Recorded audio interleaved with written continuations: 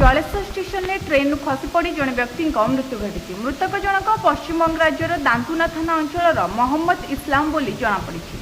मोहम्मद जलेश्वर अंचल में परिवा व्यवसाय करुले। आज सकाळे जलेश्वर काम सारी निज घर को फेरुले किंतु बाघाजतीन ट्रेन नहीं चढ़ुवा बेले तलक खसी पड़े फल घटनास्थल में मृत्यु घटी। खबर पाई जीआरपी पुलिस घटनास्थल में पहुंची शव को जबत करने तदंत जारी रखी। ब्यूरो रिपोर्ट ओडिशा समाचार।